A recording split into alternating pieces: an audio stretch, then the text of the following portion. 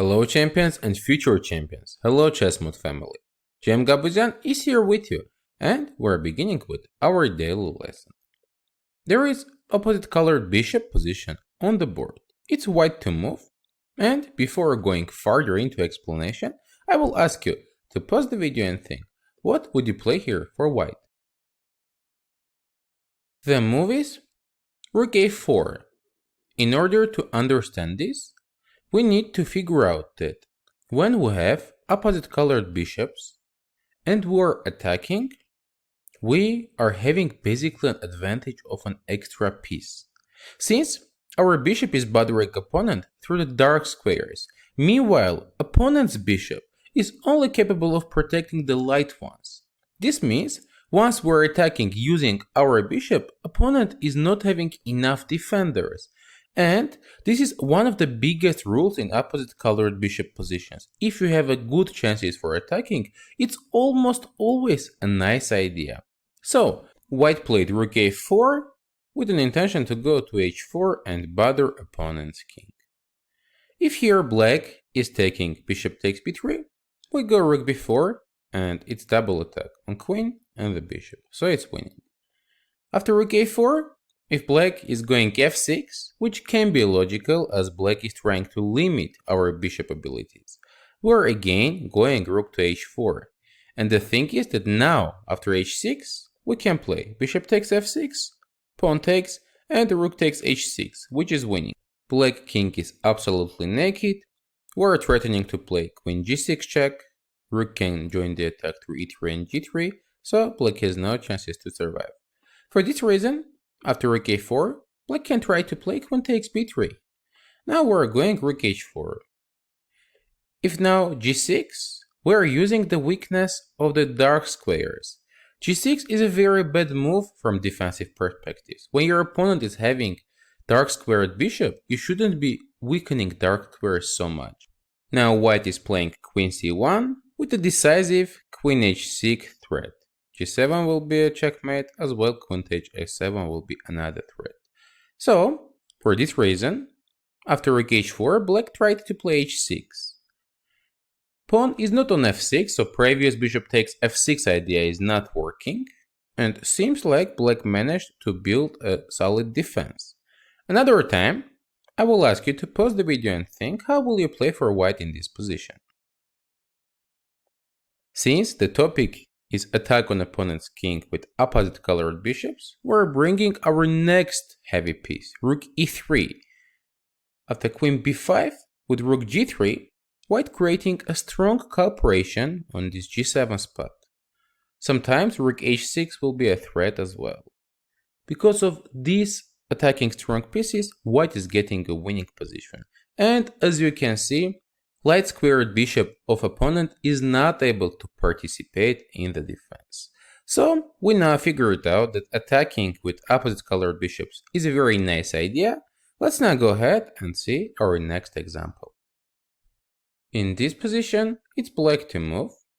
We are having different pawn islands, but it's not so bad since we're having some open lines for our heavy pieces, and black is trying to make some pressure on the king side. Knowing all of this, and as well the topic of today's daily lesson, I offer you guys to pause the video and think what would you play here as black. We need to include our bishop into attack.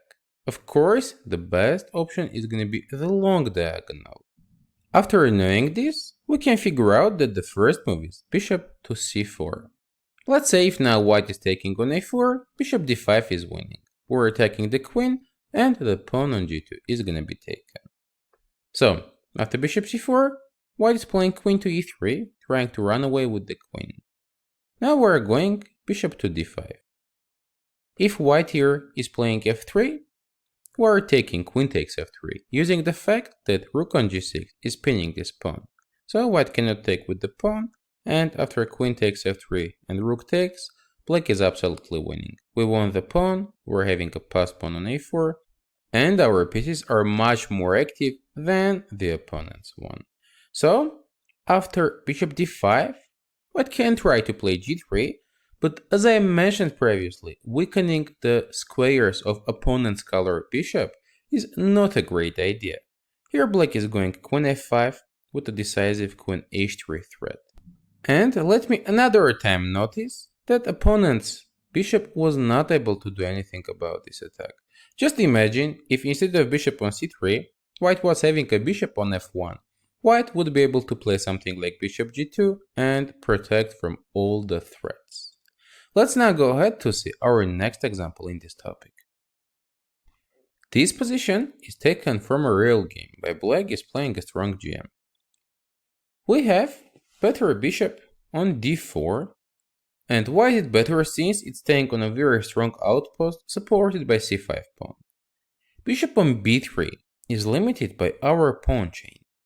So now we have clear understanding why black's position is better in this position. But also white is staying very solid. And here I will offer you guys to pause the video and try to find very interesting maneuver which black player made in this game. Right now we have a cooperation of queen and bishop on f2 spot, so we can say f2 is a weakness. But we need our heavy pieces. Rook on c2 is successfully protecting the second rank, so black is deciding to play king g7 with an outstanding idea to go rook to h8, h4 and f4, and black will be increasing the pressure on this f2 spot. It's happening, queen e2, rook h8. If now white is going pawn to g3, trying to prevent rook h4, they are allowing us queen h3 move, and this pawn is getting closed, so white is being mated. For this reason, after rook h8, white played rook d1. Rook h4 now. After rook h4, black is having a very big advantage. Pieces are much more active compared to white ones. We are threatening to go rook f4. In the game, it was played h3, and we'll go back to this move.